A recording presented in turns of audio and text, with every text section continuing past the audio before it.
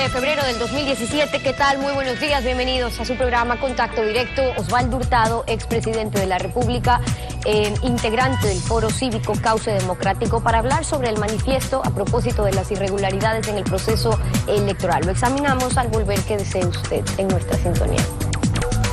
El Foro Cívico Cauce Democrático, que encabeza el expresidente de la República, Osvaldo Hurtado, el lunes difundió un manifiesto que señala el proceso electoral en su primera etapa culminó ayer. Estuvo plagado de irregularidades que impidieron la libre intervención de los ciudadanos y una equitativa participación de los candidatos. Presidente Hurtado, buenos días. Bienvenido a Contacto Directo. ¿Qué tal, Alfredo? Muchas gracias. Encantado. Las irregularidades más relevantes antes del día de las elecciones son muy importantes porque en definitiva son como una especie de crónica de muerte anunciada de lo que vemos que está ocurriendo ahora. ¿Cuáles fueron las irregularidades más importantes que usted considera necesario destacar?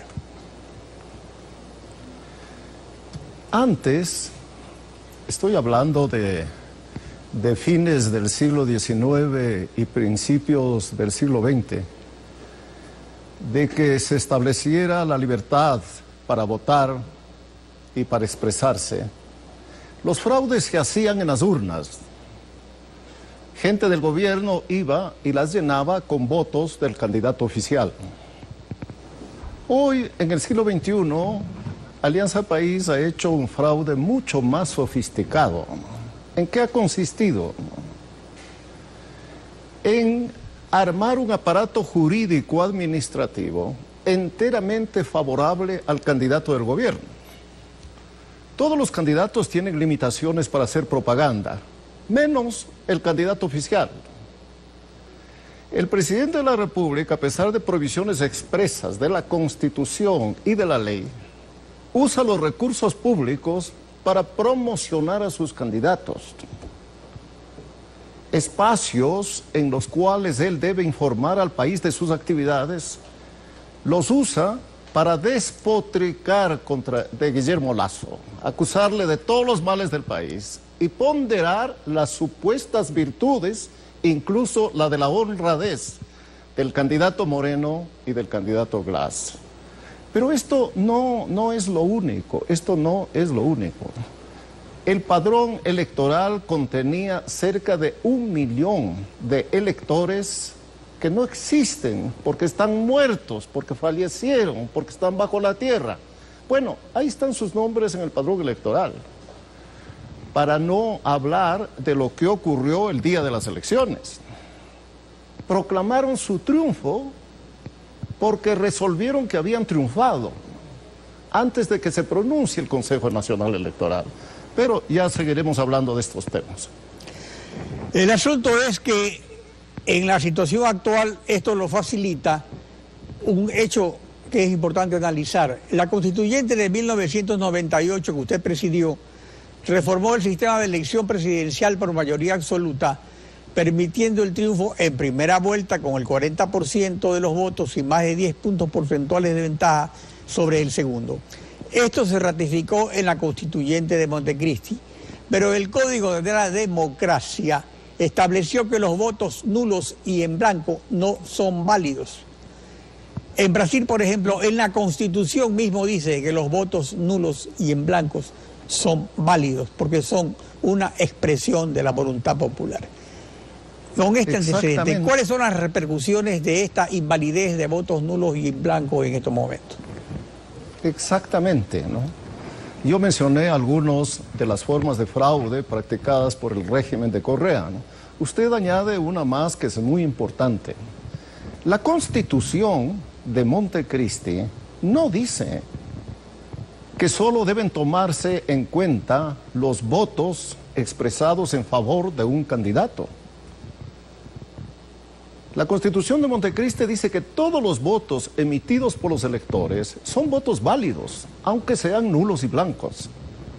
Bien, el gobierno resolvió y ordenó a la Asamblea Nacional que reformara el Código de la Democracia y estableciera una disposición en la que se dice que estos votos no deben ser tomados en cuenta para el cómputo de quién gana y quién pierde las elecciones. Borrando pues una doctrina electoral aceptada en todos los países y en el Ecuador durante toda la época moderna. ¿Para qué? Para favorecer al candidato oficial Moreno y al candidato oficial Glass, porque si se hubiera respetado esa norma, ellos habrían tenido alrededor del 35-36% de los votos y no cerca del 40% como finalmente han alcanzado. Es decir, que en estos momentos, suponiendo que se consume lo que se prevé, ocurriría que ese 40% que se alcanzaría realmente es un 35% a duras penas de los votos de la ciudadanía. Exactamente, ¿no? El gobierno hoy representa a la tercera parte de los ecuatorianos, un poquito más, ¿no? Porque hay que sumar a los votos del gobierno el candidato tapado a la presidencia, cuya única función era atacar a Guillermo Lasso. Bien, el gobierno hoy es la tercera parte del país y quiere imponernos un presidente a las 2/3 partes de los ecuatorianos que estamos en contra y que hemos estado algunos desde hace 10 años, no a última hora, ¿no? Porque desde cuando apareció en la política ecuatoriana ese joven, en esa época joven, ese joven Correa, era evidente que ahí estaba un político que quería apoderarse de la totalidad del poder para gobernar el Ecuador de por vida.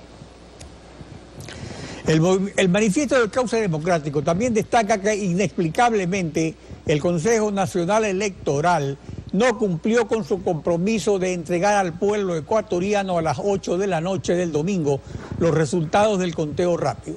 Esto dio paso pues a un conteo lento por goteo. ¿Tuvo esta decisión alguna justificación válida? Todo en el gobierno a lo largo de estos 10 años ha sido turbio. Si algo no tiene el régimen de Correa es transparencia. Bien, él con sus candidatos festejó el triunfo basándose en una encuesta realizada por un colaborador estrecho por 10 años del régimen. Bueno, ¿cómo un presidente, cómo candidatos que aspiran a gobernar el Ecuador no esperan el pronunciamiento de su Consejo Nacional Electoral? Porque ese es un órgano dependiente de la Presidencia de la República, ¿no? Porque en el Ecuador ellos han estado más allá de las leyes y más allá de la Constitución. Y cuando de pronto el Consejo Electoral descubre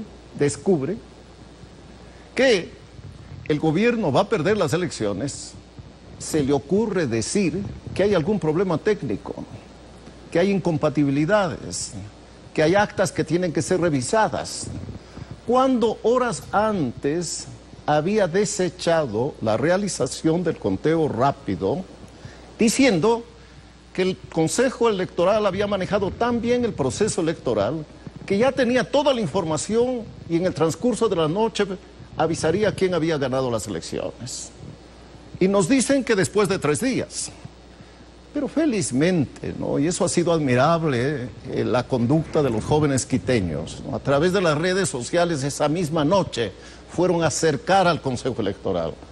Y es la protesta de los jóvenes quiteños, también algunos viejos, contemporáneos míos, ¿no?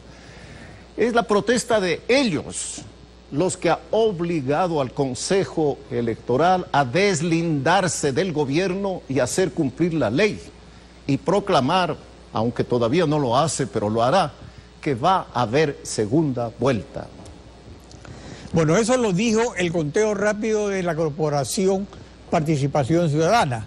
Ayer, en efecto, el presidente del Consejo Nacional Electoral, que es el que está en los zapatos del que aguanta la presión del pueblo, ha reconocido que existe la posibilidad cierta de que tiene que haber segunda vuelta.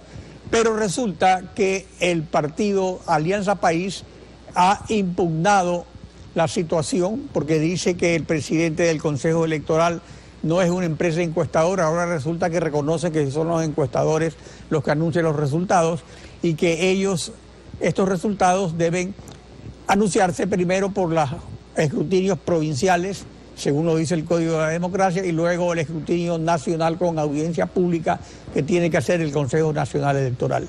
Pero ahí lo importante de ver es que están impugnando la validez de votos, están impugnando la consistencia de las actas de las juntas electorales. Entonces, ¿a dónde iría esto? ¿Qué ocurre, por ejemplo, si se anulan una serie de juntas porque son inconsistentes?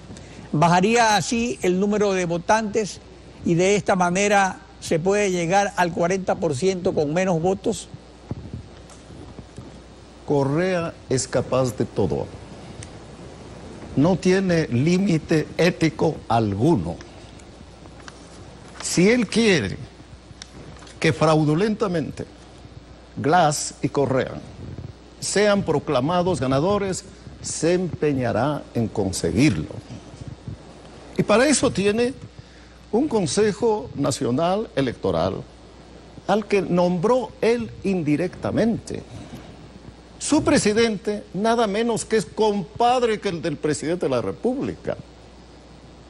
Ese Consejo Nacional Electoral ha tolerado la intervención diaria de Correa en el proceso electoral, el uso de fondos públicos.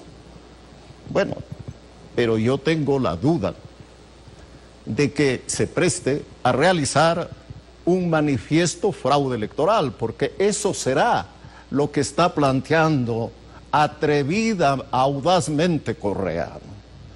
Vamos a anular mesas, ¿no? Vamos a decir que aquí falta una firma, de que en esta acta se regó la tinta, ¿no? De que aquí está arrugado, ¿no? Bueno, yo creo que querer imponer al Ecuador la voluntad de una tercera parte de los ecuatorianos y dos candidatos cuestionados moralmente, a mí me parece inaudito. He visto documentos que han circulado en las redes sociales que un tío del vicepresidente Glass ha recibido transferencias por cerca de 20 millones de dólares. Repito, ecuatorianos, 20 millones de dólares. Y que el vicepresidente Glass ha recibido un soborno de 100 mil dólares en uno de los proyectos eléctricos. Y otros sobornos más. Pero el asunto Bien, es que en la van a práctica no se imponernos. le ha, digamos, demostrado a él esa situación. Ahora volvamos a la cuestión electoral.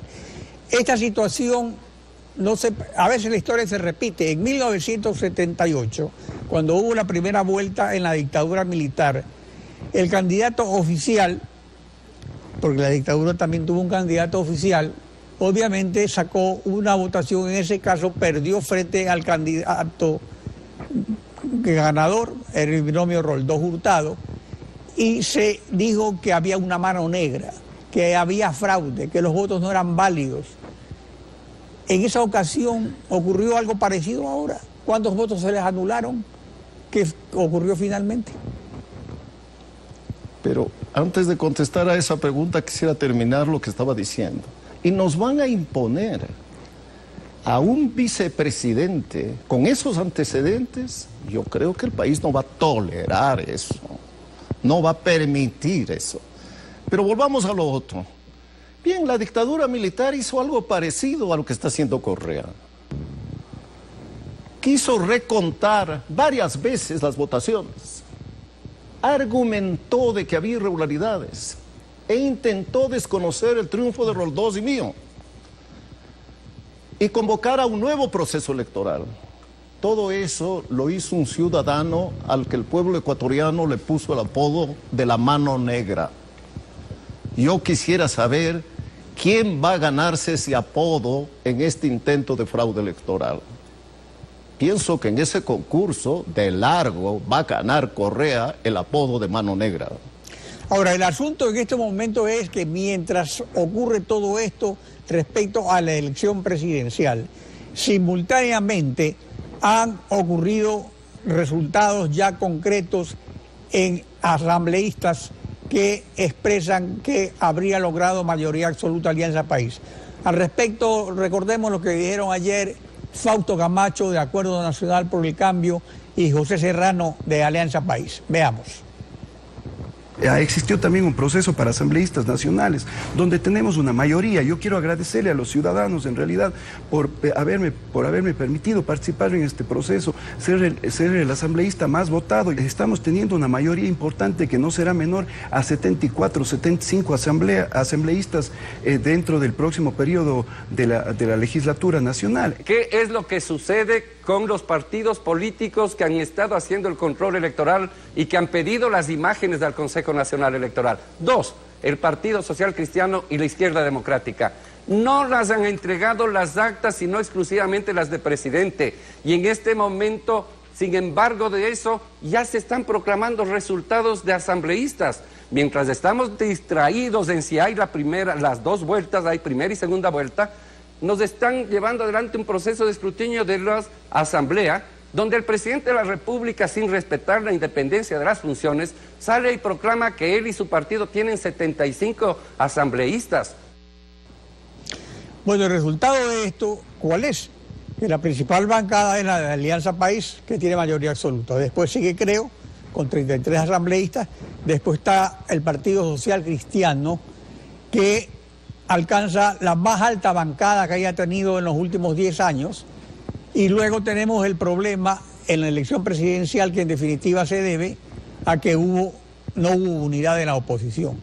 Entonces a veces parece que tampoco es que Correa trabaja solo, sino que también tiene ayudas en la oposición. Bueno, eso es cierto, ¿no? Eso es cierto. Pero mire usted, ¿no? Piensa mal y acertarás cuando uno analiza lo que hace Correa. Si no puede hacer el fraude para presidente y vicepresidente de la República, lo hará para la Asamblea. Ayer he escuchado a un candidato presidencial, al señor Dalo Bucaram, decir que en el conteo rápido de participación ciudadana, ellos tenían un resultado X, y que hoy, en el escrutinio realizado por el Consejo Electoral, pierden ese resultado. Y añadía que en cuanto a la votación presidencial, el cálculo hecho por participación ciudadana fue matemáticamente exacto al resultado electoral final. Bien, si Correa no puede finalmente poner como sucesores a Moreno y Glass, querrá tener una asamblea controlada por él desde su rico asilo europeo. Bueno, pero duda. ante esta situación, ¿qué es lo que corresponde? Esto todavía no está consumado. Bueno, pienso yo que los partidos políticos exigirán al Consejo Nacional Electoral transparencia. Pienso que pedirán que se examinen los actos, que se confirme esta anticipada versión del gobierno de que ganaron las elecciones legislativas.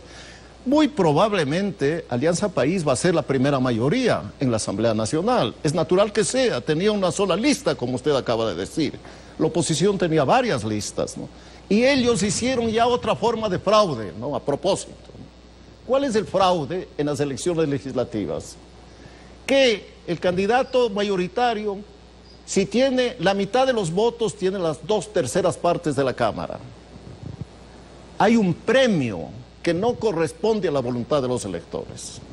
Pero si además de eso quieren sumarse asambleístas que no fueron elegidos, bueno, les va a llegar la hora. Bueno, pero Estamos aquí el viviendo problema otra es que época. quien está perjudicado más que nadie no son los partidos políticos, sino de la voluntad soberana del pueblo. O sea, ¿en qué corresponde entonces?